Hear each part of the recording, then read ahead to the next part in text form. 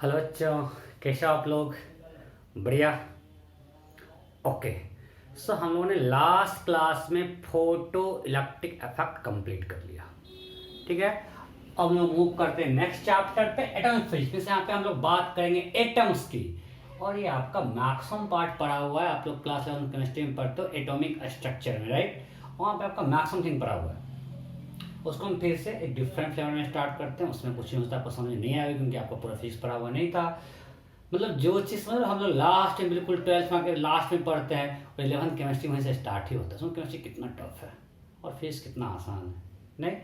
सो अभी हम लोग फिर से थोड़ा डिफरेंट वे में इसको पढ़ेंगे, समझ के। सो आपको पता है कि एटम्स के स्ट्रक्चर के बारे में डिफरेंट थ्योरी आता है, जिसमें कि मेजर ब्रेक थ्रू में स्टार्ट करते हैं। पहले थॉमसन मॉडल पढ़ते हैं and then Rutherford model.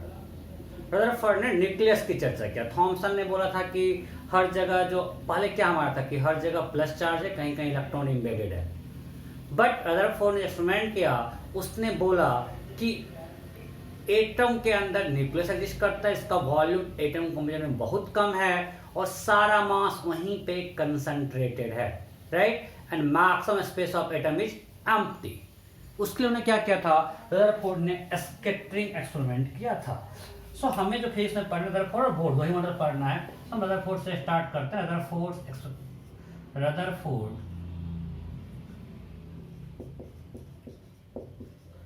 Scattering experiment.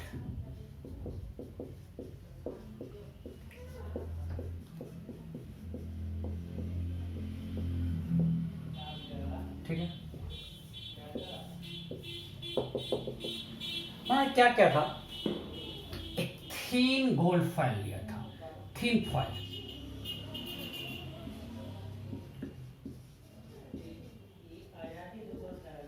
और एक यहां पे सामने लिया source of alpha particle, use bismuth.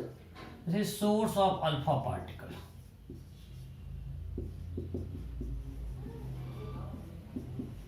ठीक है, और सामने लिया था लेड बॉक्स यूज किया टू जस्ट समझो कि to give direction to the motion of alpha particle, means ज्यादा स्कैटर्ड नहीं हो, वो एक प्रॉपर डायरेक्शन में जाए उस टारगेट पे।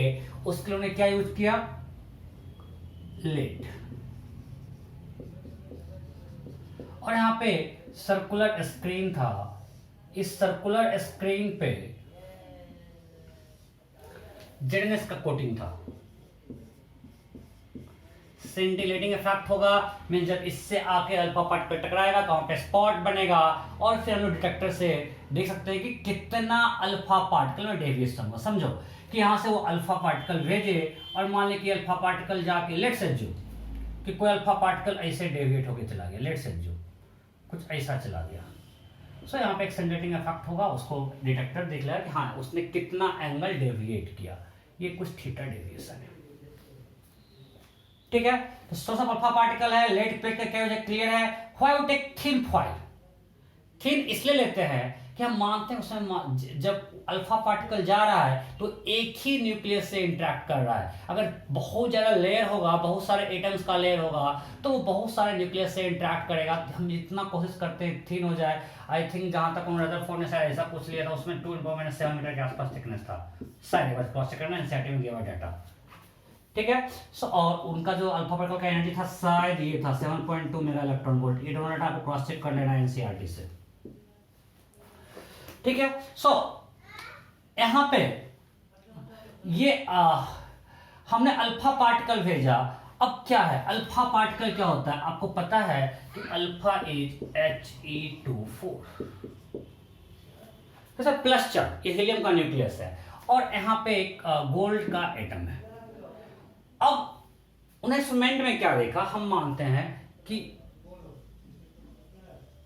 ये गोल्ड का न्यूक्लियस है और यहां से हम लोग अल्फा पार्टिकल भेज रहे हैं। सो जो बिल्कुल आया ये ऐसे जाके मान लीजिए डिपेंडिंग ऑन एनर्जी, जैसे उनका एनर्जी कम था वो यहां से आके बैक हो गया। ठीक है, कुछ अल्फा पार्टिकल ऐसे हो जाएगा,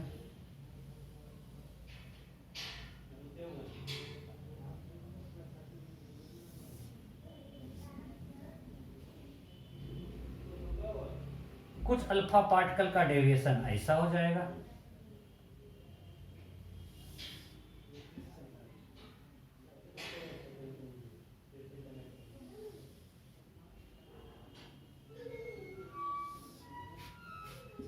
and maximum alpha particle passed almost without deviation.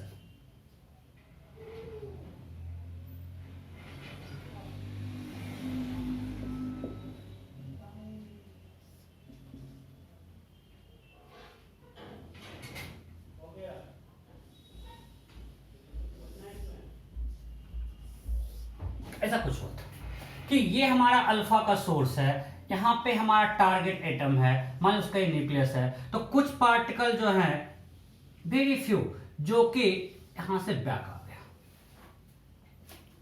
ठीक है, एंड कुछ अल्फा पार्टिकल जो है जिसका डेविएशन था मोर देन 90, ये डेविएशन ऐसे मोर देन 90 है, हो सकता है कुछ डेविएशन 90 भी हो, ऐसे ही जा सकता है लाइक दिस। अब फिगर भी बना सकते हो कि अल्फा पार्टिकल ऐसे चला गया, ये भी पॉसिबिलिटी है। और maximum alpha particle goes either without deviation और वेरी लेस डेविएशन। तो आप देखोगे कि जहां मुझे डाटा है कि अप्रॉक्स 0.14% अल्फा पार्टिकल का डेविएशन जो था वो था मोर देन 1 डिग्री, और 8000 में से 1 अल्फा पार्टिकल का डेविएशन था जिसका सब कुछ दिख रहा है ठीक से ना, 8000 में 1 अल्फा पार्टिकल का डेविएशन मोर देन 90 डिग्री था। ओके, सब कुछ ठीक है। सो ये हमारा एक्सपेरिमेंट में ऐसा मिला कि maximum alpha particle goes undeviated या विदाउट वेरी लेस डेविएशन, मैंने आपको बताया, डाटा भी आपको दिया, और very few alpha particle deviate at angle more than 90 degree. इसका अब उन्होंने वहां से क्या कंक्लूड किया कि maximum space of atom is empty और वेरी स्मॉल वॉल्यूम में प्लस चार्ज कंसंट्रेटेड है। Why plus charge? Because alpha is plus charge, यहां प्लस चार्ज होगा तभी वो रिपल्सन करेगा, सो यहां पे बैक आया, राइट? यहां पे रिपल्सन है, न्यूक्लियर यहां पे प्लस चार्ज है, अल्फा है प्लस चार्ज, दोनों प्लस प्लस चार्ज, तो रिपल्सन हुआ, इस तरह से डेविएशन हो रहा है। सो उन्होंने इस एक्सपेरिमेंट से, अगर इसमें हम ये सब मिटा रहे हैं, ऐसा कुछ ग्राफ अगर हम प्लॉट करते हैं, number of alpha particles divided angle theta in theta, so कुछ ऐसा ग्राफ है, अप्रॉक्स कुछ ऐसा, मींस थीटा यहां पे 180 लेते हैं। सो 180 डेविएशन पे बिल्कुल बहुत ही कम पार्टिकल्स थे, और जैसे विदाउट डेविएशन बहुत ज्यादा नंबर ऑफ पार्टिकल्स था, ऐसा ये 0 से 180 है, ऐसा कुछ ग्राफ है। मींस डेविएशन लेस, अब 180 के पास बहुत कम पार्टिकल्स है, यहां पर पार्टिकल्स बहुत ज्यादा है, ठीक है, यहां तक कोई डाउट नहीं।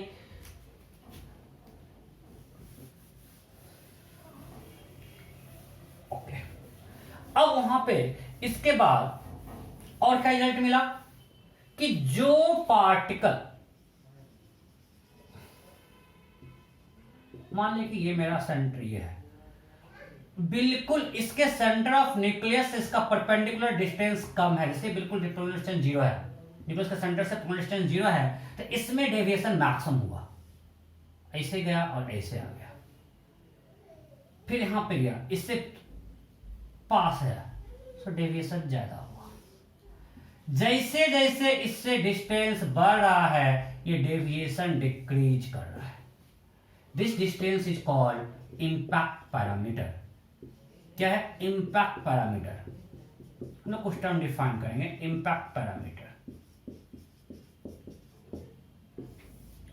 It's a perpendicular distance,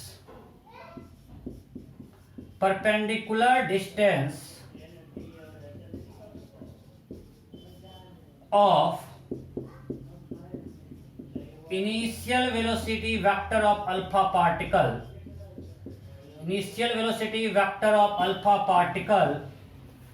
from the center of nucleus,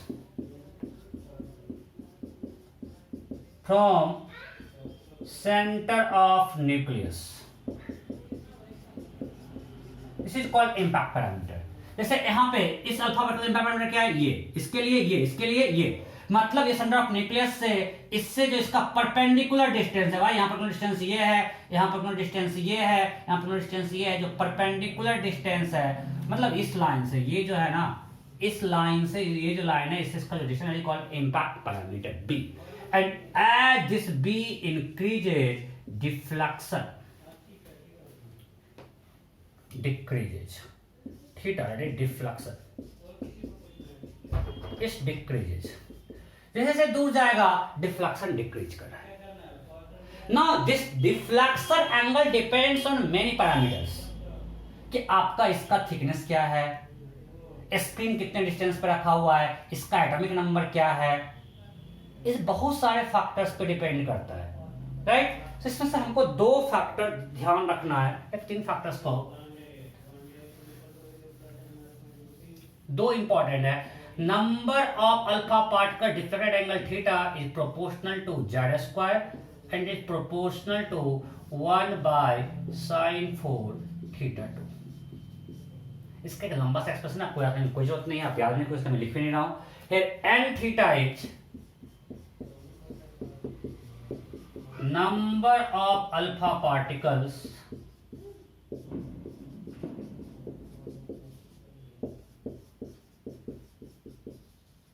deflected at angle theta, right? Z is atomic number of target atom, correct number क्या है। सो ये दो आपको याद रखना है। इस दो से आपको मान लेके आपको दे दिया, अदर पार्टनर से मैच फिक्स, अगर हम जेड को डबल कर दिया it will become 4 times, right. Okay, मिटाएं। सो ऑब्जर्वेशन हमने अभी क्या देखा, अदर 4 एक्सपेरिमेंट का ऑब्जर्वेशन क्या, इस हमने टर्म डिफाइन कर दिया, क्या मिला। ऑब्जर्वेशन क्या है, अगर आपको पूछे था 4 एक्सपेरिमेंट का ऑब्जर्वेशन क्या है, observations, very few alpha particles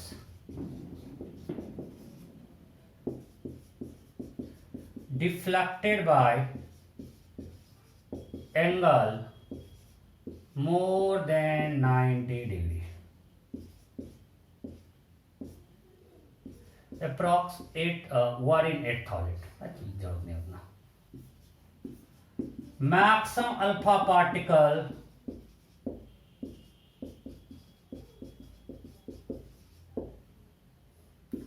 suffers, yet maximum alpha particles were deflected by excuse me angle less than 1 degree। ये ऑब्जर्वेशन था। अब इससे कंक्लूड क्या किया उन्होंने, कंक्लूजन। तो आपको सब कुछ क्लियर है कि हमने यहाँ पे एक अल्फा पार्टिकल का सोर्स या थीम क्यों लिया है, ताकि वहां पे ज्यादा नंबर ऑफ फ्लेयर्स ना हो, ज्यादा न्यूक्लियस इंटरेक्ट नहीं करे। हमने लेट क्यों यूज किया, उसको एक प्रॉपर डायरेक्शन देने के लिए, स्कैटरिंग को रोकने के लिए। और ये कितना एंगल पे डिफ्लेक्ट होगा वो डिपेंड करेगा बहुत सारे फैक्टर्स। सबसे दो इंपॉर्टेंट फैक्टर हमको देखना है, number of alpha particle deflected angle theta is proportional to Z square and 1 by sin 4 theta by 2। Then define impact parameter, and as impact parameter increases, that angle of deflection decreases, right? ये सब कुछ बिल्कुल clear होना चाहिए हमारे दिमाग में। सो यहां से कंक्लूजन जो रदरफोर्ड ने किया था, कंक्लूजन क्या था, maximum space of atom is empty. In fact उसमें एनर्जी उतना नहीं था, but it came to know that size of nucleus is approx 1 fermi 10⁻15 metre. उस ऑर्डर में साइज ऑफ न्यूक्लियस किस ऑर्डर में है, 10⁻15 के ऑर्डर में, राइट। एक्चुअली आपको हम दिखाएंगे कि इनका एनर्जी उतना नहीं था अल्फा पार्टिकल की उतना पास जा पाए, तो इसलिए उतना अच्छे से कंक्लूड नहीं कर पाए। उनका कुछ ऐसा 3⁻40 मीटर के अराउंड शायद, बट लेटर जब हमने इसका एनर्जी बढ़ा दिया, so it came to know that maximum space of atom is empty because we know atomic size in angstrom and size of nucleus is in Fermi। so maximum space जो है वो empty है, क्योंकि nucleus उसके respect में बहुत छोटा है एटम के रिस्पेक्ट में, राइट। तो maximum space of atom is empty।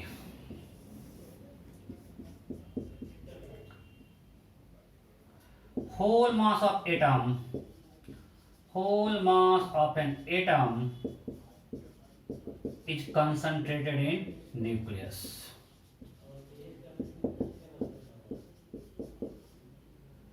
In nucleus having positive charge.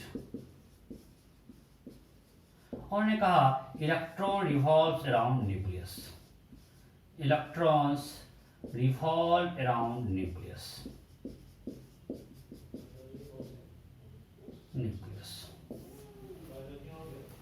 ठीक है, ये उन्होंने कंक्लूड किया. अब before going to demerits of this, let us solve some question.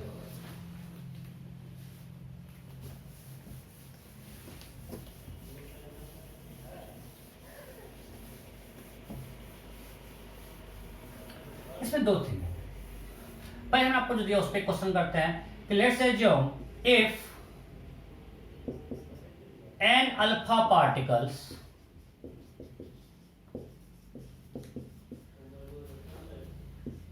deflects at angle 60 degree, then find number of alpha particles deflected by 180 degree. ये question है कि हमने एक डिफा स्कैटरिंग एक्सपेरिमेंट किया, अल्फा स्कैटरिंग एक्सपेरिमेंट. उसमें अगर 60 डिग्री पे n particle deflect हुआ, 60 डिग्री डिफ्लेक्शन है n अल्फा पार्टिकल्स का, तो कितने अल्फा पार्टिकल 180 डिग्री से डिफ्लेक्ट करेंगे? Option A n/4, option B n/2, option C n/32, option D n/16, E Newton. If n alpha particle deflect by angle 60 degree, then find number of alpha particle deflected by angle 180 degree. हो गया simple. अभी मैं आपको बताया further parameter remains fixed. n theta is proportional to 1 by sin 4 theta by 2. So n 60 degree is equal to n, that is equal to some constant है 1 by sin 4 30 degree. We have to find number of particle deflected by 180 degree, that will be equal to that constant sin 4 180 by 2 90 degree. ठीक है. So number of particles deflected by 60 degree divided by number of particles deflected by 180 degree, that will be equal to, ये कितना हो जाएगा? sin 4 over 60 divided by 1. So answer will be n/60. Am I clear? देखना question mistake नहीं कर रहे हैं ना, बहुत डर लगता है, बहुत क्लियर. Okay,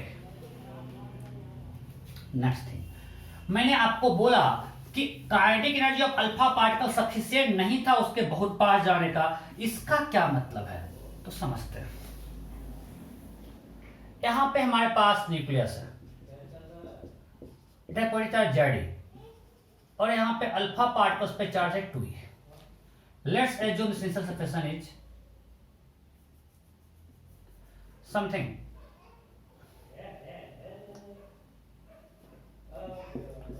r. ठीक है, हमारे पास न्यूक्लियस है और ये 2e है अल्फा पार्टिकल. अब जब हम इसको इधर प्रोजेक्ट करेंगे, अब जब ये इसके पास जाएगा तो यहां पे इस अल्फा पार्टिकल पे एक रिपल्सन फोर्स लगेगा, राइट? बिकॉज ये प्लस प्लस पे रिपल्सन है, रिपल्सन फोर्स लगेगा और इसका इलेक्ट्रिकल पोटेंशियल बढ़ेगा, मींस काइनेटिक एनर्जी डिक्रीज करेगा. सो एक पॉइंट ऐसा आएगा जहां पे उसका के 0 हो जाएगा, राइट? और वहां पे उसका के 0 हो जाएगा, इसका मतलब क्या हुआ? वहां से back distance of closest approach आपको इलेक्ट्रोस्टैटिक्स में पढ़ा चुके हैं, राइट? बताए थे कि यहाँ पे कोई मान लीजिए प्लस क्यू चार्ज फिक्स किया हुआ है और हमने यहाँ से क्यू चार्ज को प्रोजेक्ट किया. So find distance of closest approach. इसमें दो चीजें, एक फिक्स करवाया था और एक करवाया था कि मान लीजिए कि ये फिक्स नहीं है. सो यहाँ पे सिस्टम पे नेट फोर्स 0 था, हमने कंजर्वेशन मोमेंटम भी किया था. अब यहाँ पे इसका जो मास है इसके स्पेक्ट्रम बहुत ज्यादा है, सो हम लोग मान सकते हैं कि इसमें डिस्प्लेसमेंट नेग्लिजिबल है, इसको हम फिक्स मान सकते हैं. अगर हमने यहाँ पे रखा इसका मास कंजर्वेशन मोमेंटम भी करोगे, इसका स्पीड बहुत कम होगा, बहुत कम डिस्प्लेसमेंट होगा। सो हम मान सकते हैं, ऐसे समझो कि इस सिस्टम पे नेट फोर्स जो सेंटर ऑफ मास क्या होगा, रेस्ट में होगा।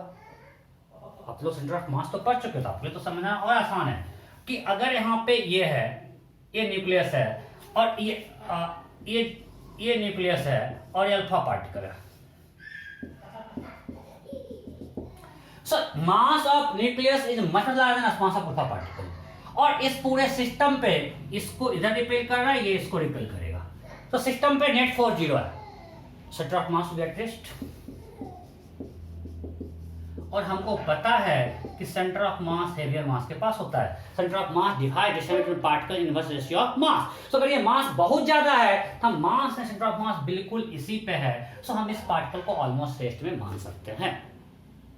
इसको जब रेस्ट में माने तो जैसे जैसे ये पास आएगा, eight distance of closest approach इसके बिकम्स 0। अगर ये इसके बीच का मिनिमम डिस्टेंस है, सेंटर से डिस्टेंस ले रहा है, न्यूक्लियस के सेंटर से इसके सेंटर का, सो यहाँ पे के ऑफ अल्फा पार्टिकल क्या होगा, 0। Mic clear? सो हम निकाल सकते हैं कि मिनिमम डिस्टेंस अल्फा पार्टिकल और उसके न्यूक्लियस के बीच में क्या होगा, ये कैलकुलेट कर सकते हैं। हम इलेक्ट्रोस्टैटिक्स में किए थे ना, ठीक है, तो मैं यहां भी कर दे रहा हूं।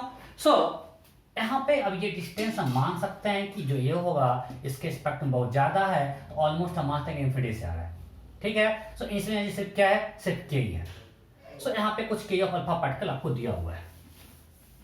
सो we can use ui plus K i equal to uf plus K f, and at distance of closest approach, topic देना डिस्टेंस ऑफ, इसका टॉपिक क्या है, हम क्या डिराइव कर रहे हैं, डिस्टेंस ऑफ क्लोजेस्ट अप्रोच। और ये इंपॉर्टेंट है एक्सपेरिमेंट में, because it was used to find size of nucleus, कितना पास आ रहा है। So distance of closest approach, kinetic energy of alpha particle become 0 because momentarily rest में आ गया। आपको हम बता सकते हैं इलेक्ट्रोस्टैटिक्स में कि यहाँ पे कोई चार्ज रेस्ट में है और यहाँ से चार्ज को से प्रोजेक्ट किए सेम लाइन में, इस तरह से अगर हम प्रोजेक्ट किए हैं, सो अब ये यहाँ पे कहीं आके इसका के 0 हो गया। जब के 0 होगा फिर इसको रिपेल करेगा तो इधर बैक आ जाएगा, मीन्स चार्ज ऐसे जाएगा और यहाँ से फिर बैक आ जाएगा। सो इसके इससे ज्यादा पास नहीं आ पाएगा। This distance is called r minimum, distance of closest approach. So ui मान लिए 0 बिकॉज डिस्टेंस बहुत ज्यादा है, मान इंफिनिटी से आ रहा है, एंड ki आपको दिया हुआ इनिशियल काइनेटिक एनर्जी। uf क्या हो जाएगा, k q1, अच्छा के में कंफ्यूजन होगा, इसको हम मान लेते हैं कुछ एनर्जी e दिया हुआ है, that is equal to k q1 इज 2e, q2 that is za by r minimum. ये z है, ये 2 है, मेरा दोनों एक ही दिख रहा है।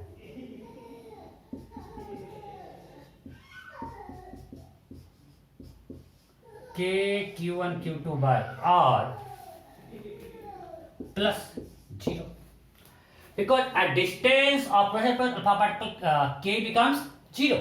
So from here easily you can find r minimum, right? So what is r minimum? R minimum will be equal to k 2kz e squared by e. Now you have to put everything in proper unit, then you will get r minimum in proper unit. अगर आपको energy normal दिया था अगर mega electron volt में, तो आपको ध्यान रखना है कि हम उसको कन्वर्ट कर लें प्रॉपर यूनिट में, देन आपका आंसर आएगा। यहां तक किसी को दिक्कत है? नहीं? ओके, छाप लीजिए फटाफट, छाप लिए। सो हो गया, हमने रदरफोर्ड एक्सपेरिमेंट को, रदरफोर्ड वाले पार्ट को कंप्लीट कर लिया, इतना काफी है इसके लिए। सो इन्होंने कंक्लूड जो किया कि मैक्सिमम स्पेस एम्प्टी है, बहुत ही कम वॉल्यूम में पॉजिटिव चार्ज कंसंट्रेटेड है, that is called nucleus, and electron revolves around nucleus. तब तक हमारे पास इलेक्ट्रोमैग्नेटिक वेव थ्योरी आ गया था। सो अगर न्यूक्लियस के चारों तरफ इलेक्ट्रॉन घूम रहा है, सो इट हैज एक्सेलरेशन। सो उसका डिमांड्स क्या था, क्या नहीं एक्सप्लेन कर पाए।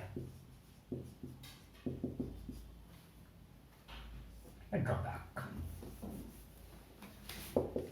क्या होगा? Drawback according to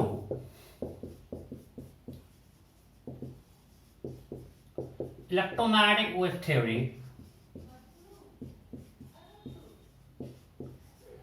accelerated charge particle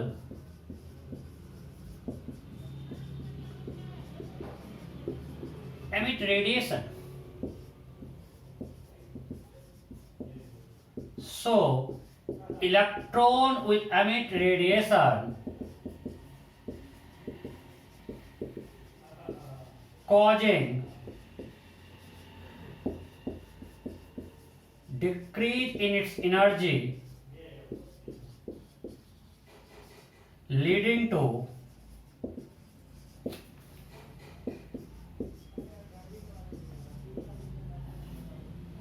fall of electron into nucleus. Language आप ठीक से देख लेना। मेरा पॉइंट ये है कि तब तक हमारे पास इलेक्ट्रोमैग्नेटिक वेव थ्योरी आ गया था, और उसके हिसाब से अगर ये इलेक्ट्रॉन सर्कल में घूम रहा है मींस इसका एक्सेलरेशन है, और जब एक्सेलरेशन है तो इट विल एमिट रेडिएशन। अगर रेडिएशन एमिट करेगा तो इसका एनर्जी डिक्रीज करेगा, एनर्जी जब डिक्रीज करेगा तो इसके न्यूक्लियस के पास आएगा, और जब न्यूक्लियस के पास आएगा मींस अल्टीमेटली इसके स्पाइरल पाथ होते हुए यहाँ पे फॉल कर सकता है, राइट? बट ऐसा तो है नहीं, हमारे पास स्टेबल एटम है, स्टेबल तो होगा ही नहीं, एक ही प्रॉब्लम था। दूसरा, according to electromagnetic wave theory, जो रेडिएशन एमिट करता है, frequency of that electromagnetic wave या radiation is same as frequency of this revolution. मतलब इलेक्ट्रॉन जिस फ्रीक्वेंसी से रोटेट करेगा उसी फ्रीक्वेंसी का वेव एमिट करता है। तो जैसे जैसे एनर्जी एमिट करेगा इसका फ्रीक्वेंसी चेंज करेगा रोटेशन का, मतलब जो इलेक्ट्रोमैग्नेटिक वेव वो एमिट कर रहा है उसका फ्रीक्वेंसी कंटिन्यूअसली चेंज करेगा। मींस हमारे पास जो एमिशन स्पेक्ट्रम मिलेगा वो कंटिन्यूअस स्पेक्ट्रम मिलेगा। But experimentally we found for hydrogen atom line spectrum, so it was also it couldn't be explained by the report model, means it couldn't explain line spectrum.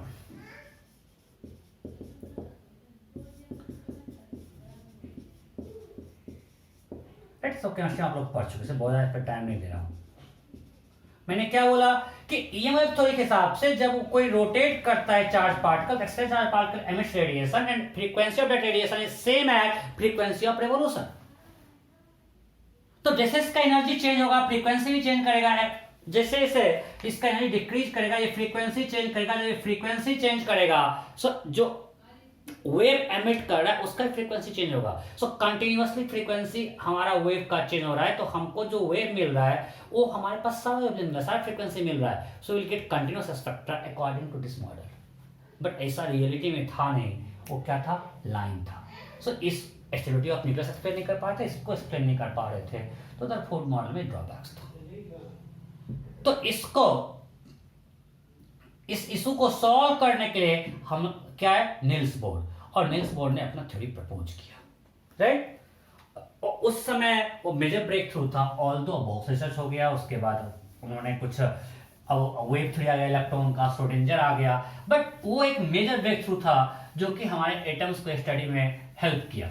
So next हमारा क्या आ गया? Bohr's model. इसी पे हमको ज्यादा focus करना है। सो board ने क्या बोला?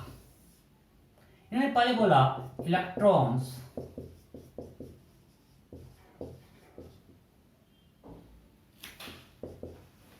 revolves around nucleus in fixed orbit।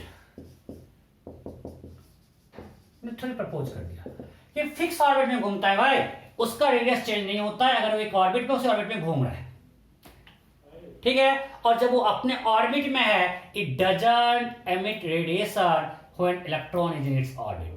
जब अपने ऑर्बिट में घूम रहा है वो कुछ रेडिएशन एमिट नहीं की, तब तक कुछ क्वांटम फिजिक्स आ गया था। इन्होंने क्या किया, जो क्लासिकल मैकेनिक्स था और क्वांटम फिजिक्स दोनों को मिला के एक थ्योरी प्रपोज किया, ठीक है?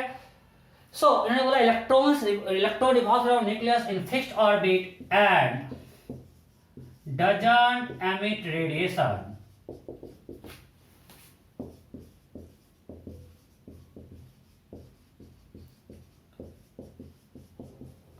When electron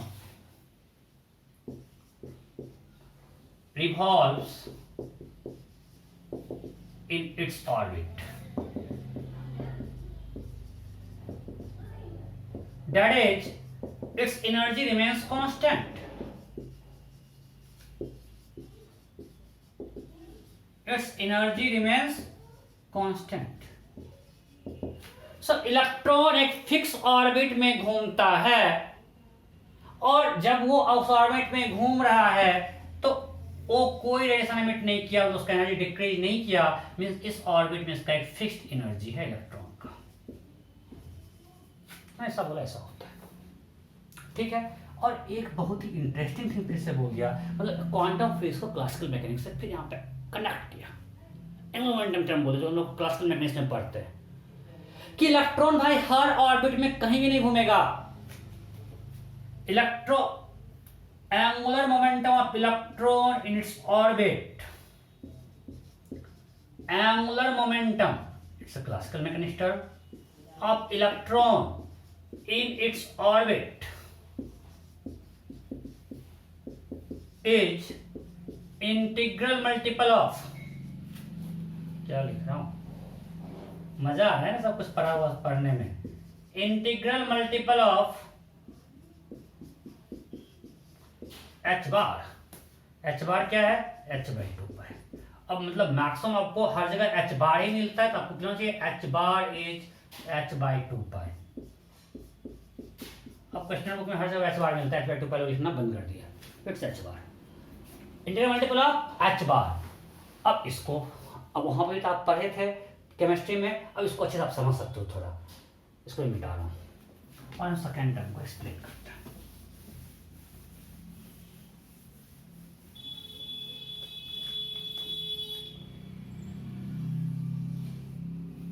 कि इलेक्ट्रॉन मान लिया इस ऑर्बिट में घूम रहा है, रेडियस आर है, स्पीड v से घूम रहा है, तो मास ऑफ इलेक्ट्रॉन m है। तो what will B angular momentum, angular कहता है m r cross v, r v में एंगल 90 है, सो एंगुलर मोमेंटम होगा m e v r, आप उसमें याद कर लिए होगे, जिसमें केमिस्ट्री पढ़े होगे, आपको पता है it's m r cross v and r और v में एंगल 90 है, तो लगेगा m e v r, right. Okay, आपको मैग्नेटोमीटर निकालना आता है, हम सिखा चुके हैं, यहाँ रिक्वायर्ड नहीं है। So this is equal to n into h bar, मेरा n और h बार दोनों से सेम जैसा दिख रहा है, forgive me, that is n h by 2 पाई। मैंने बोला ऐसा होता है, उसमें बहुत अजीब सा रिलेशन था, भाई क्या दे दिया।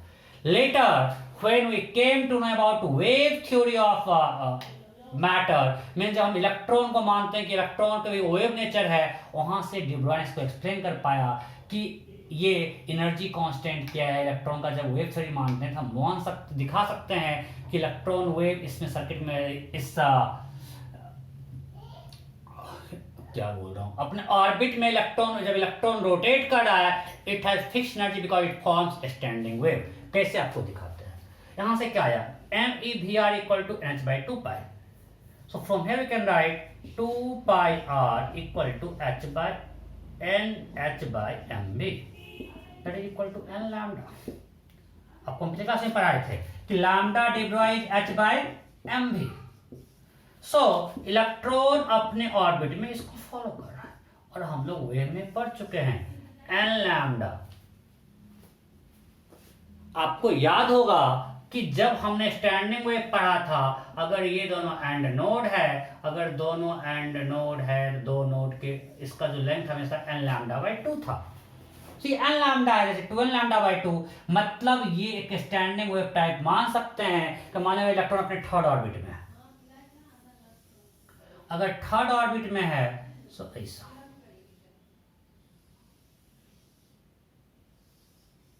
क्लियर है? अच्छा ठीक है, हमने आपको क्या दिखाया, 3 वेवलेंथ। देखो थर्ड ऑर्बिट में 3 वेवलेंथ, कैसे, लैम्डा, 2 लैम्डा, 3 लैम्डा।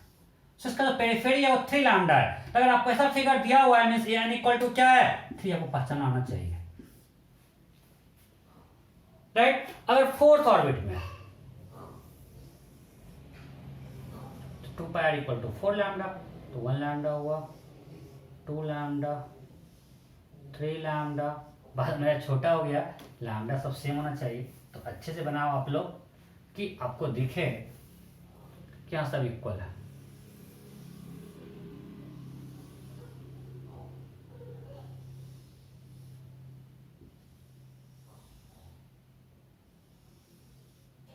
देखो कितने लैम्डा है यहाँ पे, 1 2 3 4, सही है। 2 पाई इक्वल टू 4 लैम्डा, सो ये क्या है n इक्वल टू 4। सो यहाँ पे स्टैंडिंग वेव फॉर्म हो रहा है और उसका एनर्जी फिक्स्ड है। सो उन्होंने जो कहा बोर्ड ने कि when electron moves in its orbit it has fixed energy, यहाँ से सकते हैं because it forms a standing wave then it has fixed energy. So it can be explained using wave theory that electron for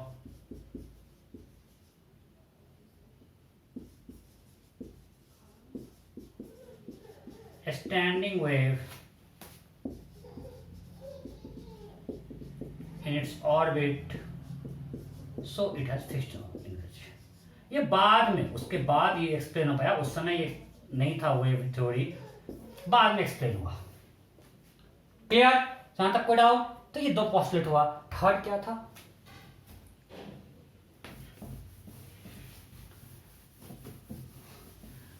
so first postulate, electron fix orbit में घूमता है, उसका energy fixed है। दूसरा दूसरी ऑर्बिट घूमेगा जिसका angular momentum ns/2 पाई होगा। Third,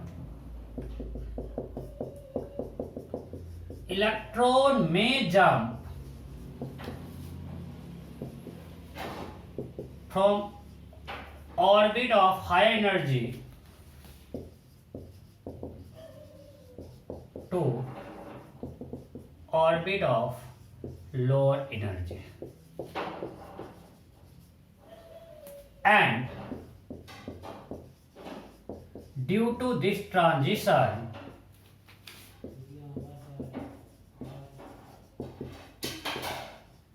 it emits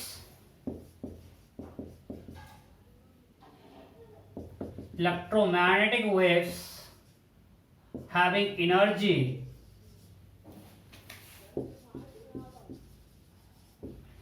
equal to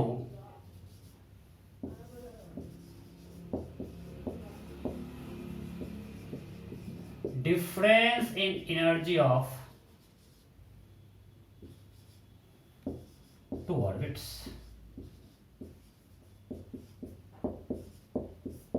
means इसने क्या बोला कि जब वो अपने ऑर्बिट में है कोई रेडिएशन एमिट नहीं करता है, लेकिन अगर मान ले भी इलेक्ट्रॉन थर्ड ऑर्बिट में तो थर्ड से 2 जंप कर सकता है, और जब यहां से यहां जंप करेगा, ये हायर ये लो एनर्जी है, सो यहां से ये फोटोन एमिट करेगा, और इस फोटोन का एनर्जी कितना होगा जितना ये एनर्जी ज्ञात है।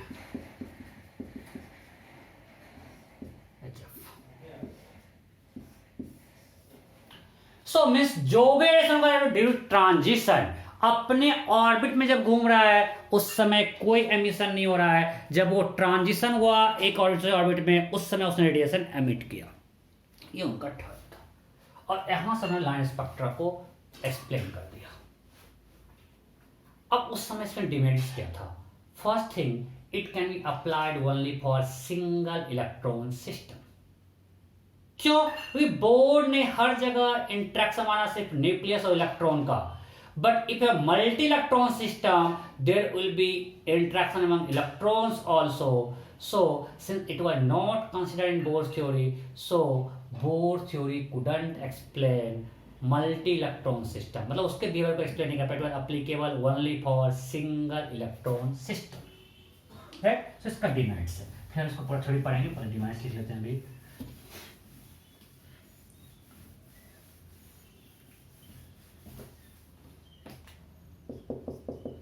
demerits, a drawback.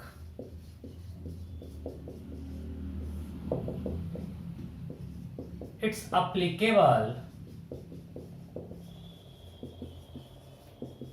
only for single electron system. हम सिंगल इलेक्ट्रॉन सिस्टम क्यों बोले? अगर मान लिया हमारे पास आयन है और उसमें सिंगल इलेक्ट्रॉन है तब भी इसको अप्लाई कर सकते हैं. Because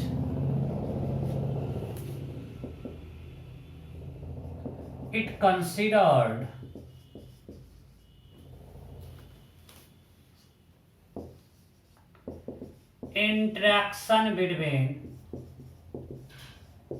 interaction between nucleus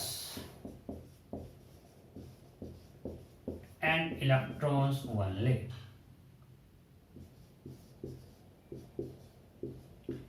In multi-electron system,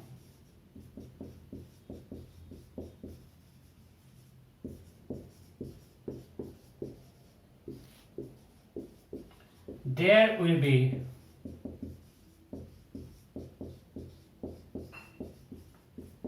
interaction among electrons also. So इसका फर्स्ट ड्रॉबैक, राइट, कि हम आपको दिखाएं, हम जितना कुछ थ्योरी अभी निकालें ड्राइव करेंगे, हम सिर्फ लेंगे attraction between electron and nucleus. जब मल्टी इलेक्ट्रॉन सिस्टम का इलेक्ट्रॉन में रिपल्सन होगा, उसको कंसीडर नहीं किया, इसलिए उसको एक्सप्लेन नहीं कर पाया. Second, it explain different frequency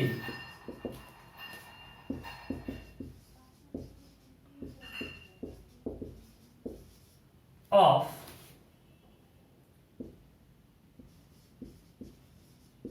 waves of emission spectrum. एक आ दिया कि क्यों हुआ, हम आपको समझेंगे. मतलब जब दो एक आप लोग केमिस्ट्री में पढ़ चुके हो, जब यहां से यहां जंप किया तो यहां पे एक फोटोन देगा जिसका ये एनर्जी क्या होगा, इक्वल टू डेल्टा ई. सो कुछ एनर्जी गैप से वही फोटोन हमको मिलेगा. ये एक्सप्लेन कर दिया. उसका फ्रीक्वेंसी क्या होगा यहां डिसाइड कर सकते हैं. बट सबका इंटेंसिटी अलग अलग था. That couldn't B explain using this. But couldn't explain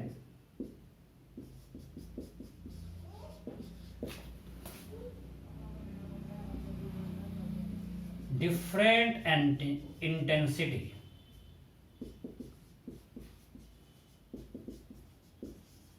of waves. किसी का इंटेंसिटी ज्यादा किसी का कम क्यों होगा, that couldn't B explain using this. बाद में बहुत सारे थ्योरी आप लोग को स्टूडेंट आप लोग केमिस्ट्री में पढ़ चुके हो. So and still research is going on. So हमने थ्योरी वाला खत्म कर दिया. बहुत टेंशन लगता है. ठीक है, अब आते हैं मैथमेटिकल पार्ट में कि क्या उन्होंने डिराइव किया, कैसे किया, क्या एक्सप्रेशन होगा, उस पे आते हैं. ठीक है,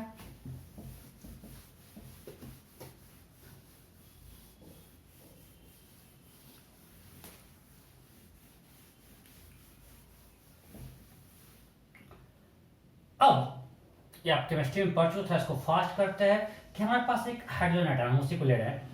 या कोई सिंगल इलेक्ट्रॉन सिस्टम है, ये न्यूक्लियस है, न्यूक्लियस पे चार्ज है Zi और यहाँ पे एक सिंगल इलेक्ट्रॉन है. I am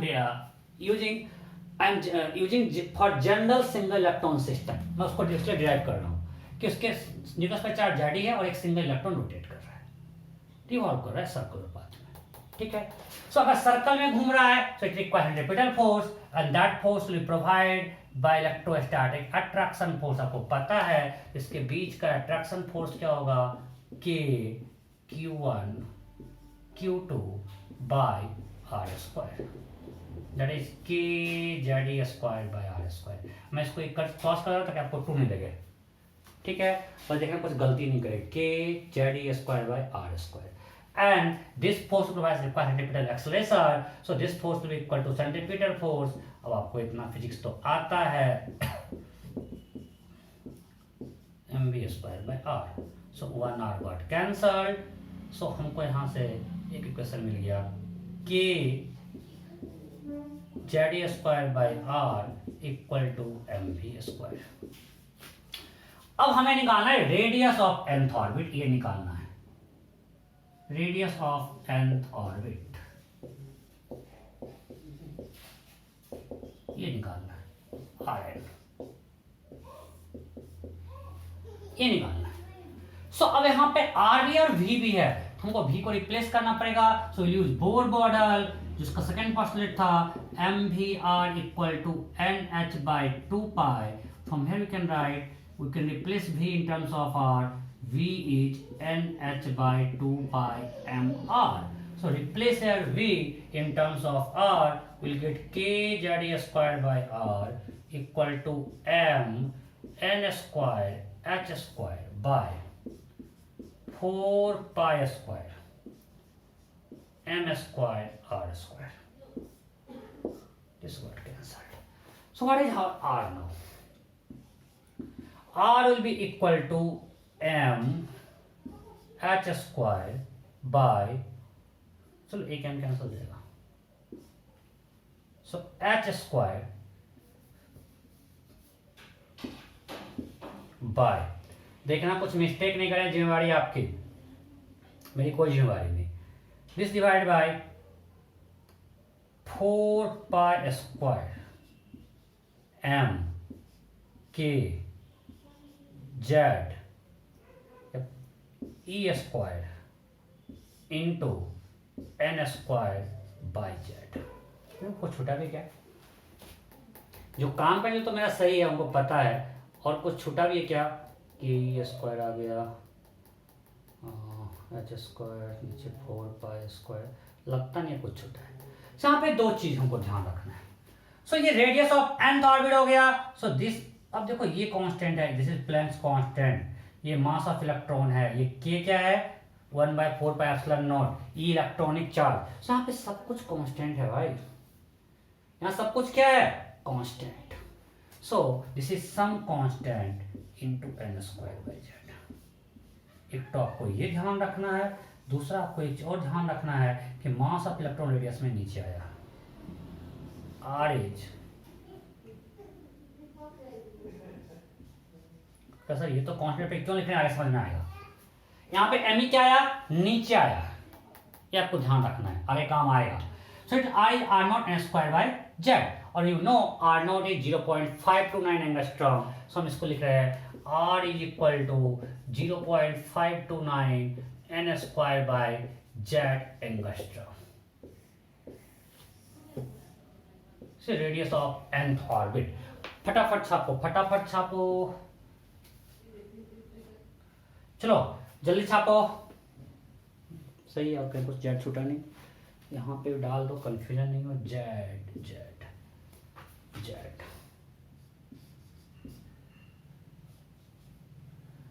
r0 n²/z। फटाफट छापिए, फटाफट छापिए। ओके, अब यहां से आराम से हम velocity of electron in nth orbit निकाल सकते हैं। कैसे? ठीक से देखते हैं। जब r निकल गया तो मेरा v क्या है? ns/2πmr। v क्या है? nh/2πmr। क्वेश्चन एक बार करवाएंगे। v is nh/2πmr, right. So r को अगर ये पुट कर देंगे तो क्या होगा? nh/2πm, r is this h² into 4π² m ke², यह n² और ऊपर z। So this n got cancel. अब जो कैंसल होगा देख लो, देयर इज सम का m got cancel, so there is some constant into z by n। ये important है। Velocity of electron in nth orbit is this v0 z by n, और v0 का value आता है, जहां तक मुझे याद है, ये एक बार क्रॉस चेक कर लेना। अब यहाँ पे एक और चीज ध्यान रखना है कि velocity of electron in nth orbit में मास ऑफ इलेक्ट्रॉन कोई रोल नहीं है, वो कैंसिल हो गया। मैं क्यों बोल रहा हूँ बार बार मास ऑफ इलेक्ट्रॉन, आपको आगे समझ में आएगा। अब भी बोलो रेडियस में ये नीचे आया था, वेलोसिटी ऑफ इलेक्ट्रॉन में कहीं मास ऑफ इलेक्ट्रॉन का रोल नहीं है। So velocity of electron in nth orbit is सब constant into z by n। Okay, next energy of electron in nth orbit. बस ये करते हैं। अच्छा, एनर्जी से पहले करते हैं टाइम पीरियड का होगा। Time period of electron in nth orbit, time period Tn, time period होगा 2 पाई Rn बाय Vn। अब डायरेक्ट लिखते हैं 2 पाई Rn is R0 n square by z।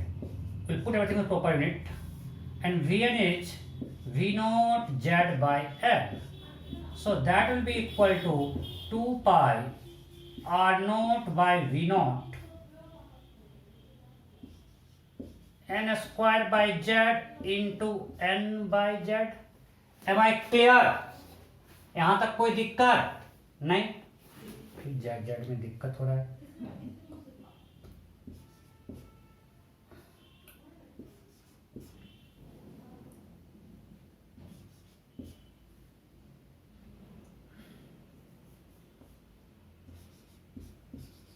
So what we got, this time period equal to some constant। और आपको ये ध्यान रखना और ये याद नहीं रखना है, कितना कुछ याद रखोगे यार। आपको याद सिर्फ क्या रखना है, रेडियस, वेलोसिटी, एनर्जी, यही तीन चीज। और सब कुछ हम लोग फटाफट ड्राइव कर लेंगे। सर फ्रीक्वेंसी 1/t होता है, it will be f0 into z square by n3।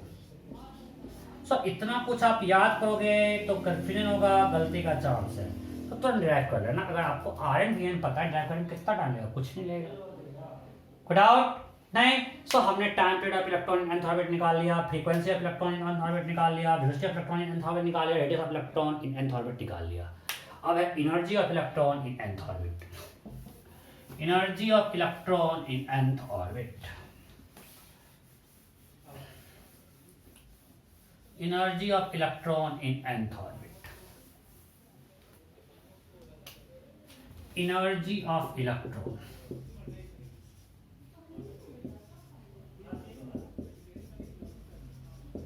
in nth orbit, that is En। ये क्या है, En। अब इलेक्ट्रॉन का यहाँ पे दो एनर्जी है, kinetic energy plus potential energy. Kinetic energy of nth orbit plus potential energy of nth orbit.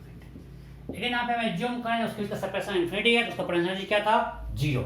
सो अब भी इसका पोटेंशियल एनर्जी क्या हो जाएगा, we can use this minus 5 minus कर, एक प्लस है और एक नेगेटिव चार्ज है।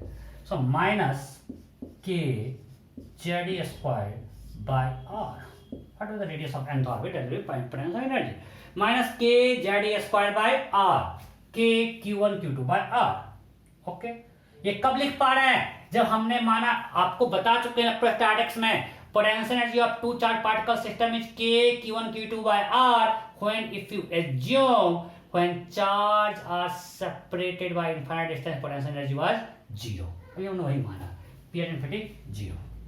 ओके, पोटेंशियल निकल गया। अब काइनेटिक एनर्जी निकालते हैं, k क्या होगा, half mv square. Okay, it's half mv square. और अब भी हमने निकाला mv square by r equal to k z e square, k q1 q2 by r square. So mv square equal to k z e square by r। So kinetic energy is half mv square, so this will be equal to k z e square by 2r। Kinetic energy had to be positive, तो सही है, it's के Z E square by 2r। So now, what is total energy? Total energy क्या होगा of electron in nth orbit? Total energy of electron in nth orbit, that is Ke plus P. So Ke is kZe square by 2r, and P is minus kZe square by r, that is equal to minus k z square by 2r। So total energy आ गया negative, सही है, मतलब stable है, इसको हमको अगर निकालना है कुछ एनर्जी सप्लाई करना पड़ेगा, तो बिल्कुल सही है, दोनों में अट्रैक्शन फोर्स से बॉन्डेड है। So to remove electron you have to supply energy which total energy is needed. तो total energy minus k Z square by 2r। अरे मैग्नीट्यूड दोनों का सेम है, सो वी कैन राइट, ये मिटा रहा है, we can write total energy of electron is minus of its ke and that is equal to potential energy by 2। और ये कब वैलिड है? when we assume potential energy of electron at infinity 0, उस समय ये total energy is minus of ke and that is equal to p by 2। और याद रखना बहुत आसान है, टोटल एनर्जी है निगेटिव है और के पॉइंट से माइनस लग गया, राइट।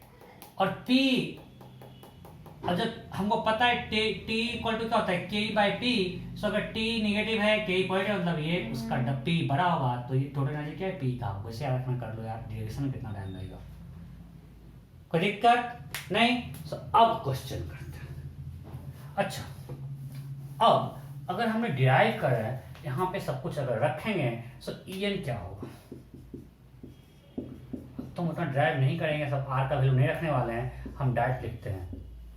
अच्छा, यहाँ पे R जब नीचे आया मतलब एनर्जी मास ऑफ इलेक्ट्रॉन ऊपर जाएगा, because R mass of electron कहाँ था, नीचे, और यहाँ R नीचे है, तो टोटल एनर्जी में Me कहाँ जाएगा, ऊपर, ध्यान रखना, प्रोपोर्शनल में जाएगा। सो हम डायरेक्ट ये लिखते हैं 2r0 n square by z, put everything with proper unit। So that what will get, that will be equal to some constant z square by n square। So energy of nth orbit is this constant electron volt 13.6 z square by n square। This is energy of electron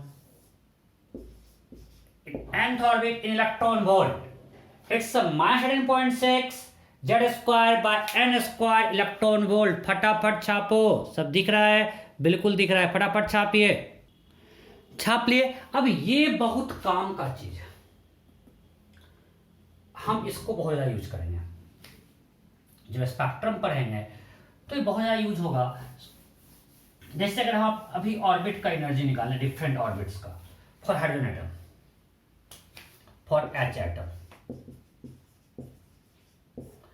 energy of first orbit क्या होगा, -13, उसके लिए Z क्या हो जाएगा 1, तो -13.6 electron volt. Energy of second orbit क्या होगा, -13.6 into 1/4 electron volt, that is -3.4 electron volt। Energy of third orbit क्या होगा, -13.6 into 1/9, -1.51 electron volt. Energy of fourth orbit क्या होगा, -10.6 into 1/16, that will be equal to -0.85 electron volt. Energy of fifth orbit क्या आएगा, आप solve करोगे, वो आएगा -0.51 इलेक्ट्रॉन वोल्ट। इतना तो आपको याद होना चाहिए,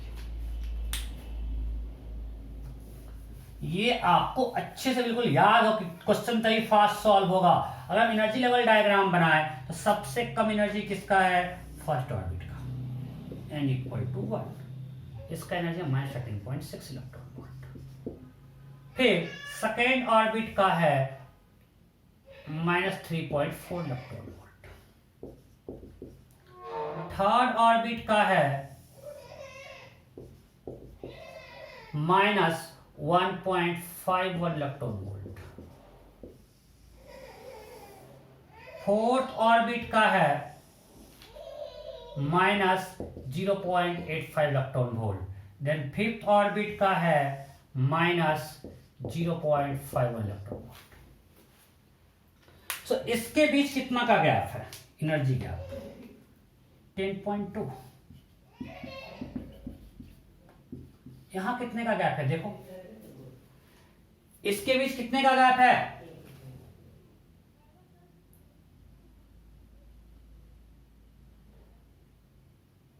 देखो 3.4 1.51 कितना होगा? अरे यार 1.89 इलेक्ट्रॉन वोल्ट, राइट?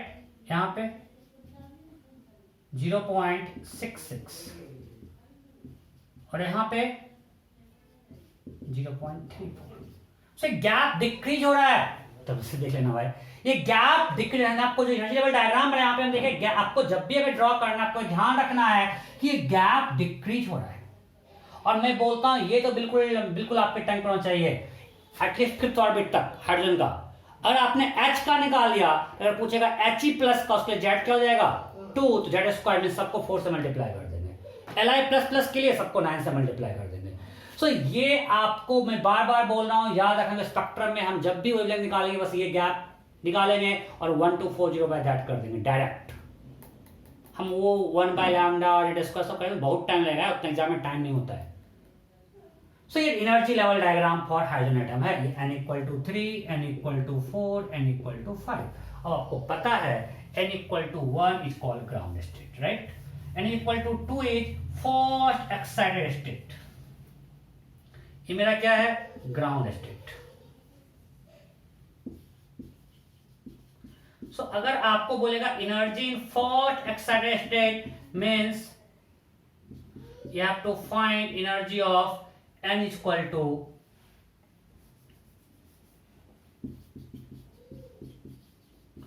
2, राइट?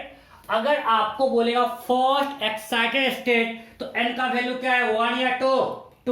अगर आपको बोलेगा second excited state means n equal to क्या होगा? 3। अब आगे बढ़ते हो, जितना करना है इसमें कोई दिक्कत नहीं है, फटाफट छापते जाओ मेरे साथ ही। It's second excited state and so on, third excited state, fourth excited state. Clear? Okay. बहुत थ्योरी हो गया आपका। अब क्वेश्चन करते हैं। हो गया आज का थ्योरी खत्म, बहुत थ्योरी। क्वेश्चन चलो बहुत ही बेसिक से स्टार्ट करते हैं। फाइंड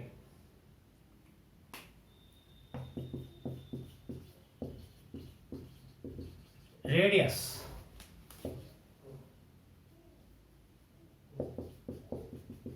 काइनेटिक एनर्जी फोल्ड कर लेंगे लाइव क्लास में, अभी एक ही बार लिखते हैं।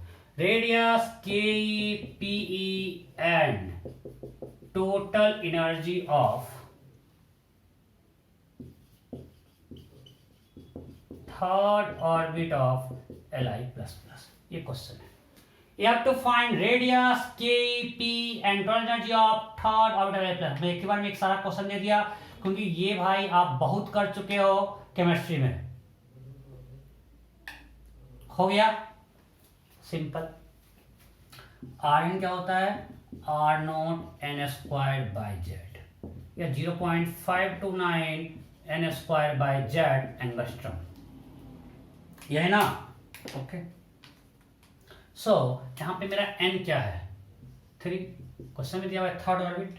और जेड क्या है? Li plus plus means Z भी 3 है, एन भी 3 है और यहाँ पे जेड भी 3 है, दोनों 3 है। वाह क्या संयोग है, right? So will write this is 0.529 n square 9 by 3 angstrom. So 0.529 into 3 multiply में नहीं करूंगा, दिस मच एंगस्ट्रम। रेडियस निकल गया। अब के पी टी हमको फॉर्मूला से पता है टी का। टी क्या होता है भाई? -13.6 into z square by n square electron volt. Total energy of electron in nth orbit is -13.6 z square by n square electron volt. So it can be written as -13.6, z is 3, n is 3, so it is -13.6 electron volt. So we got pro energy. और अब भी हम देखे हैं कि T equal to minus of k and that is equal to P by 2। So potential इसका just double हो जाएगा। So potential energy of electron in third orbit of Li plus plus will be double of this, that is -1327.2 electron volt and K will be just negative of energy this. You can say P plus k equal to T। बिल्कुल सही है, कोई doubt? नहीं? Okay, next next next.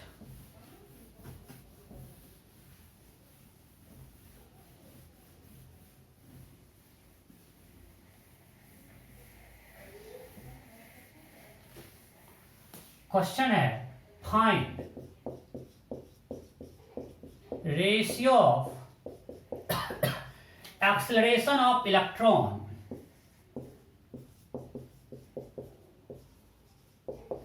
find ratio of action of electron in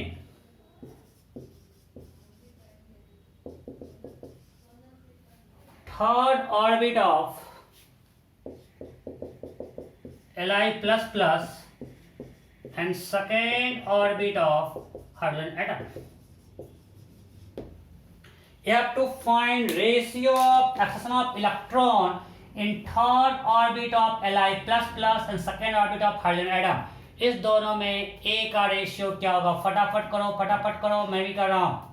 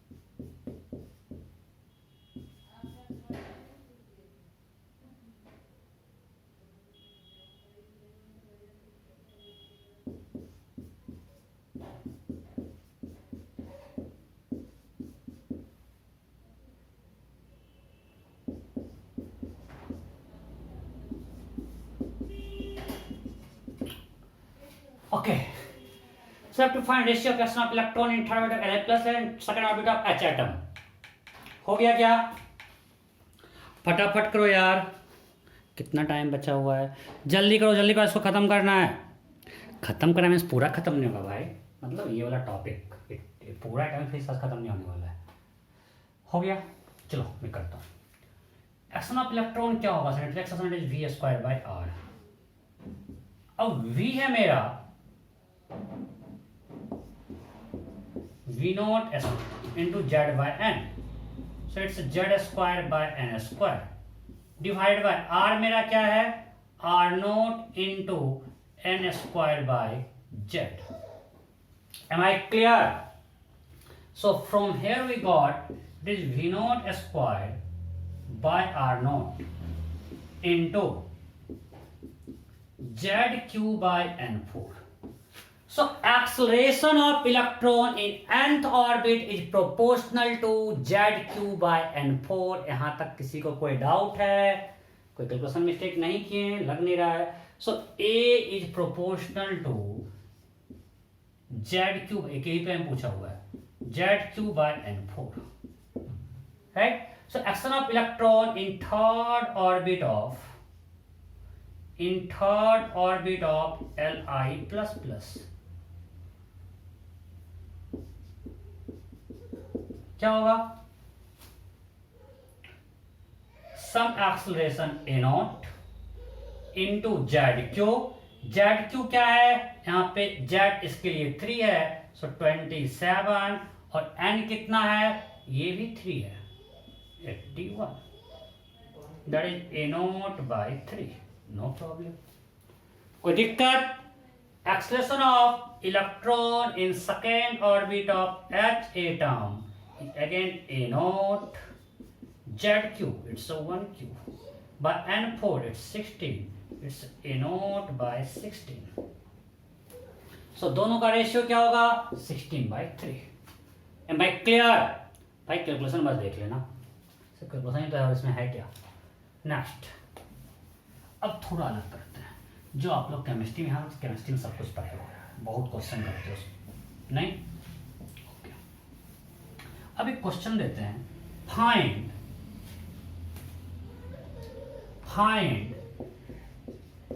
kinetic energy, potential energy and total energy of, तो पहले हम देते हैं, first orbit of hydrogen atom considering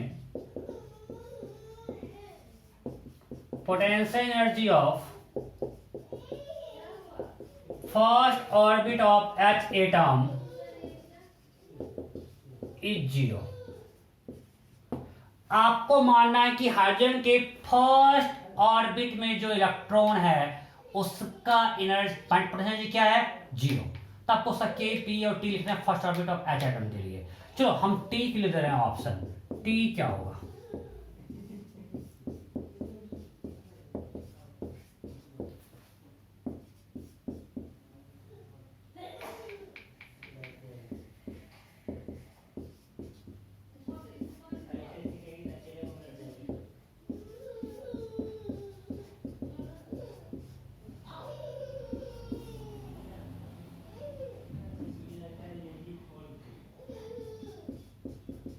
सो मैंने ऑप्शन दिया टोटल एनर्जी के लिए, व्हाट विल बी, क्वेश्चन यह है what will be total energy of electron in first orbit of hydrogen atom if we assume potential energy of electron in first orbit is 0।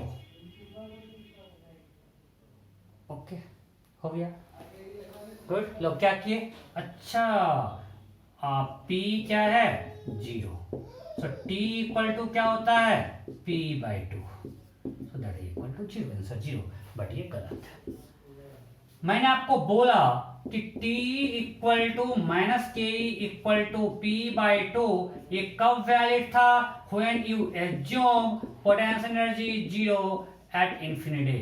जब separation infinity है उस समय का potential energy 0 मानेंगे तब ये आया था, because we are using for potential energy k q1 q2 by r, it's valid only when two charges are separated by infinite, then energy is 0। तभी हम k q1 q2 by r use करते हैं r separation पे p का। सो यहाँ पे valid नहीं है, तो कैसे करेंगे, कैसे करेंगे। अच्छा ये बताओ, p अगर हम माने p एट इंफिनिटी 0, तो उस केस में फर्स्ट ऑर्बिट ऑफ h में, first orbit of h atom,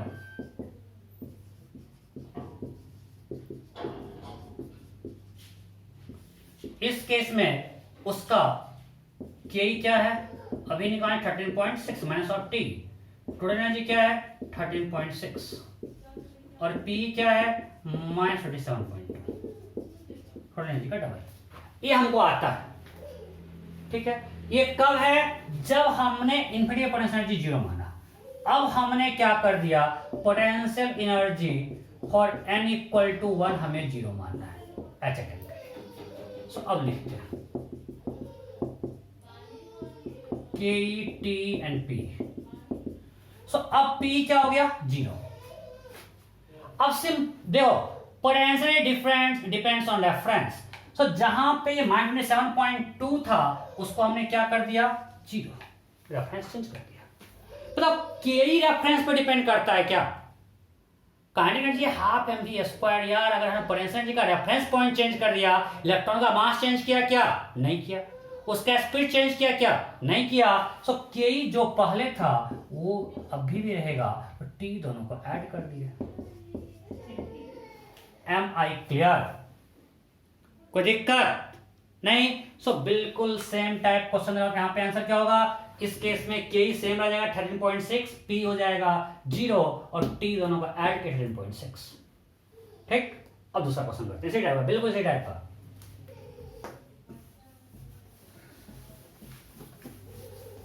चलो थोड़ा इस बार चेंज करते हैं, ऑप्शन देखिए, find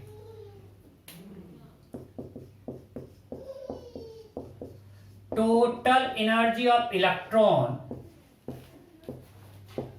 in second orbit of H atom considering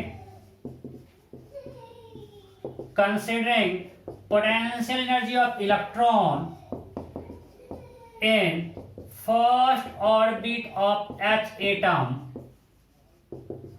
is 0.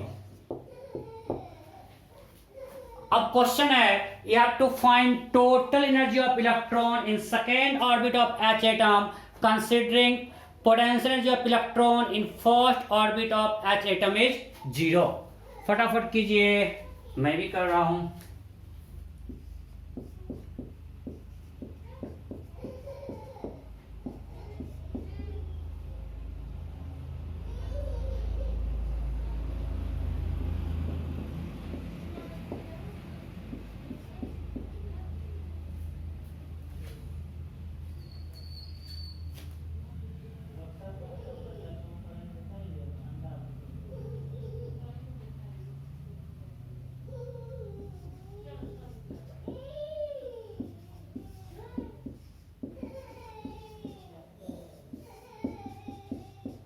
Question clear है? You have to find total energy of electron in second orbit of H atom considering potential energy of electron in first orbit of H atom is 0. फटाफट कीजिए. हो गया? Okay. चलो पहले हम लिख लेते हैं जो रेफरेंस होगा उसमें. हम किसको रेफरेंस माने हैं? Considering P of electron in first orbit of H atom is 0. सो अगर हम P at infinity 0 मानते तो उसका P of first orbit of H atom क्या होता? -7.2. तो हमने इसको 0 कर दिया है. मतलब हमने अपने रेफरेंस में जो वैल्यू था वहां पे कितना ऐड किया है? 27.2. ओके. और हमको निकालना क्या है? Second orbit of H atom. So n = 2 for H atom. पहले लिख लेते हैं इसमें considering P at infinity 0 what will total energy अभी किए हैं -3.4 इलेक्ट्रॉन. सो P इसका डबल एंड K 3.4. ये कब है? जब हमने इंफिनिटी पे 0 माना. अब अगर हमको 0 कहां पे मानना है? P इसको 0 मानना है. अगर हमको उसको हम 0 मान रहे हैं मतलब रेफरेंस जहां पे, अब सिंपल समझो कि पहले यहां पे कुछ एनर्जी -10 जूल था, ठीक है, और हमने इसको 0 माना हुआ था. अब अगर इसको 0 माने मतलब यहां पे हम +10 किए, मीन जितना भी P है सब में +10 हो जाएगा. जितना भी आप ऊपर P रखोगे सब में क्या हो जाएगा? +10. बिकॉज अब देखो यहां से कितना था ये गैप 40 का. तो अगर ये 0 है यहां से ये -10 है, ये +30. देखो समझो, पहले ये 0 था मेरा, ये था -10, ये था 10, ये था 20 और ये था 30. अब हम लोग का वर्क एनर्जी में पढ़ चुके हैं कि difference in potential energy is independent of reference. So अभी अगर रेफरेंस ये 0 था तो यहाँ डिफरेंस 40 का है. अब इसको हमने 0 कर दिया. अगर हमने इसको 0 किया मतलब अभी भी गैप होना चाहिए 40 का. ये क्या हो जाएगा? 40. हम क्या कर रहे हैं? हर जगह 10 ऐड कर दिए. अब ये 10 हो जाएगा, ये 20 हो जाएगा, ये 30 हो जाएगा, 40. मतलब हमने यहाँ जितना ऐड किया वही हर जगह ऐड होगा. सो हम पोटेंशियल जो -27.2 पहले था उसको 0 मानने बोल रहा है. मींस यहाँ पे 27.2 ऐड कर रहा है. सो यहाँ भी अब इसका P क्या होगा? -6.8 + 27.2 that will be equal to 20.4. So now potential energy of electron in n = 2 for H atom will be 20.4 electron volt. Assuming this potential energy at 0. इसमें कोई चेंज होगा क्या K में? अभी बताए कोई चेंज नहीं होगा. तो टोटल एनर्जी क्या होगा? दोनों का ऐड कर लो, दैट इज 23.8. ये क्या हुआ? 23.8. कुछ गलती किए क्या? ठीक से देखो. नहीं. So answer is 23.8 electron volt. अगर हमने कोई कैलकुलेशन मिस्टेक नहीं किया हो तो. हो गया. एक और इस पे कर लेते हैं. एक और बस एक और.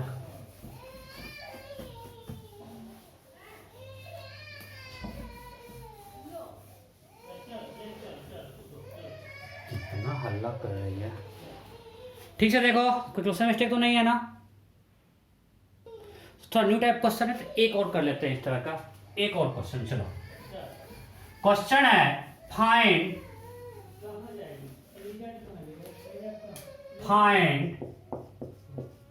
Total energy of electron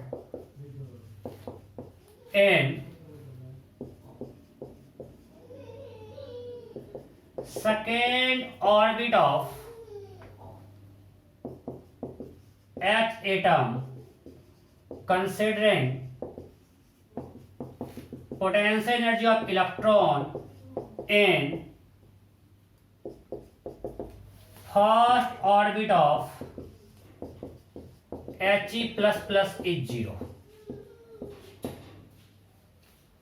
You have to find total energy of electron in second orbit of H atom considering potential of electron in first orbit of He++ is 0. फटाफट कीजिए, फटाफट। Second orbit of H atom में आपको total energy निकालना है, ठीक है?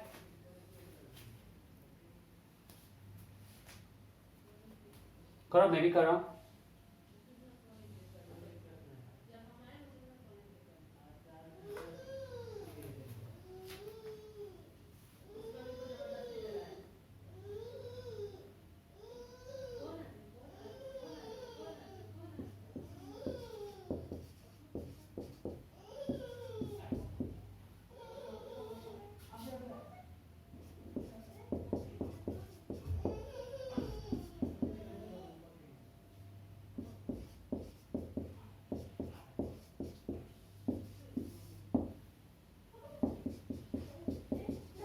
बराबर किसी का गलत नहीं होना चाहिए, इस बार किसी का गलत नहीं होना चाहिए। हो गया?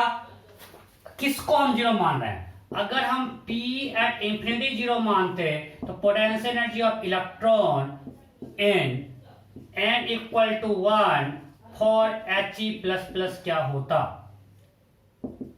ये निकालना होता।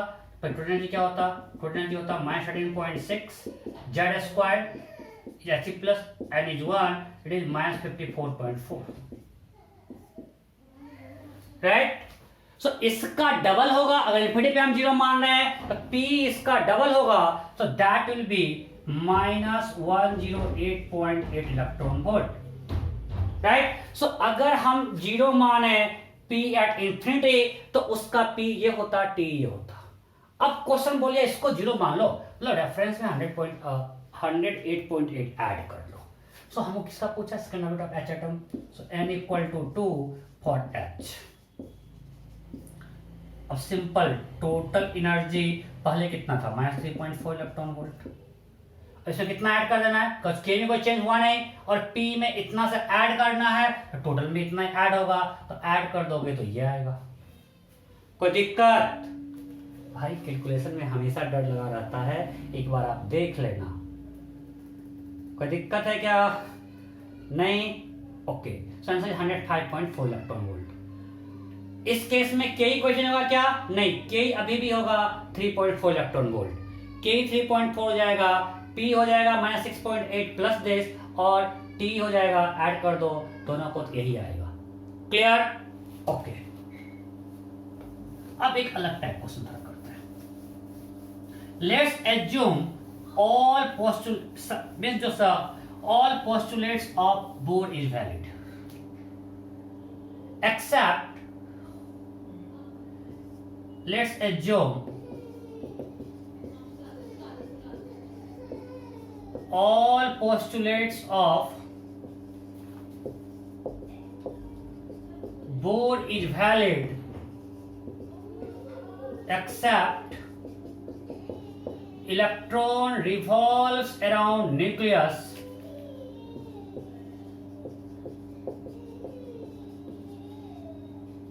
due to electrostatic attraction between electron and nucleus। ये चीज वैलिड नहीं है और सब कुछ वैलिड है। लेट्स एज्यूम हम एक हाइपोथेटिकल केस रहे हैं, हाइपोथेटिकल केस ले रहे हैं, there exist uniform magnetic field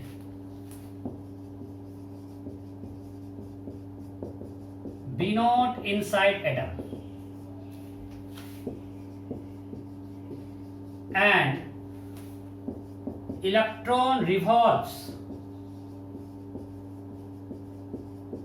around nucleus due to magnetic force. Then find radius of nth orbit. Simple है, अगर आपको कैसे डायरेक्शन क्या पता है तो आप आराम से कर सकते हो, मैं ऑप्शन नहीं दे रहा हूं। क्वेश्चन क्लियर है, बोर का सारा पोस्टुलेट वैलिड है, सिर्फ हमने जो माना कि इलेक्ट्रॉन न्यूक्लियस के चारों तरफ घूम रहा है due to electrostatic attraction between electron and nucleus, मतलब सेंट्रीपिटल फोर्स हमें माना था इलेक्ट्रोस्टैटिक फोर्स दे रहा है। बट अब आपको एक हाइपोथेटिकल केस दिया कि मान लो कि centripetal force is provided by magnetic force, then find radius of nth orbit. हो गया, चलो मैं करता हूं।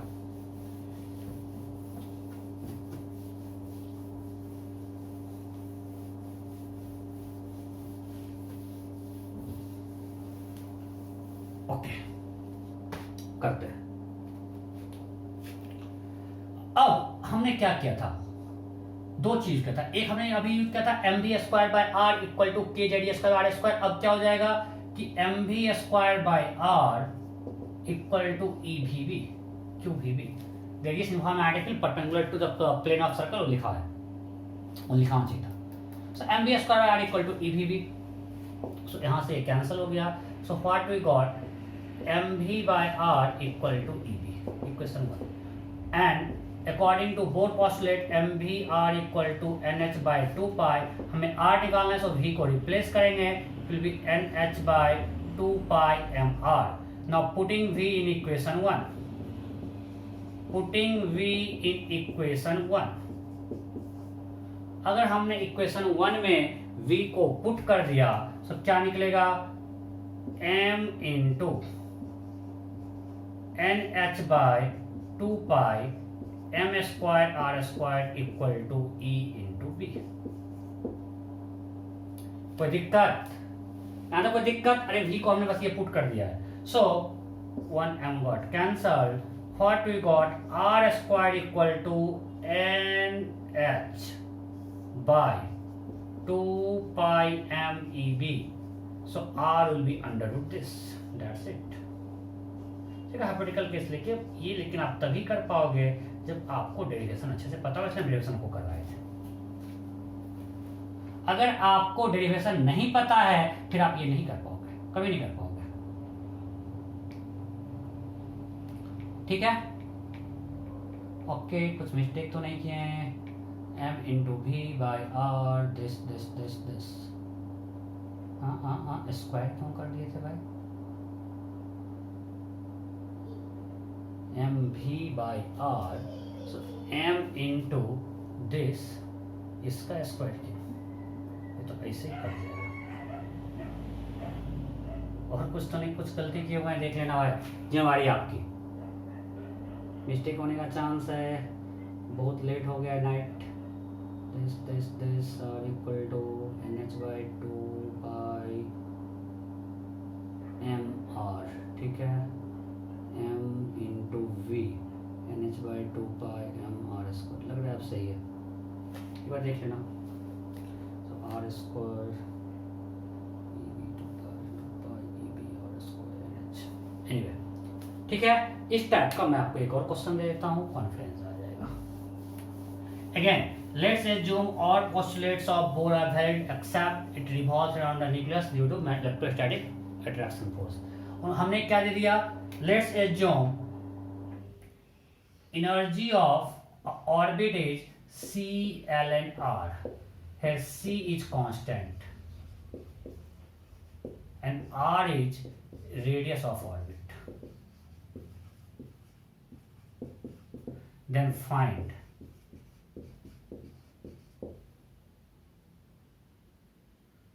रेडियस